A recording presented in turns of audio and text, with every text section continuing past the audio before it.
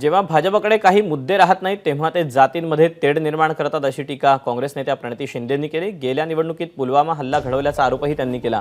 तर कर्म महत्त्वाचं, धर्म नाही असं म्हणत कामावर मत मागा, रामावर नको असा टोला देखील प्रणिती शिंदेंनी लगावला।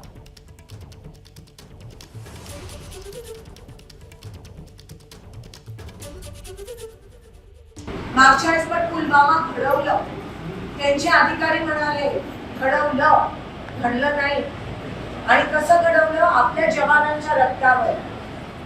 वा, एवढा जर खालच्या पातळीला जाऊ शकतात तर आता तुम्हाला त्यांची मानसिकता कळली पाहिजे। म्हणून आम्ही आहोत, मला काम माहिती, मी तुमच्यासाठी लढते, आपलीही लढाई।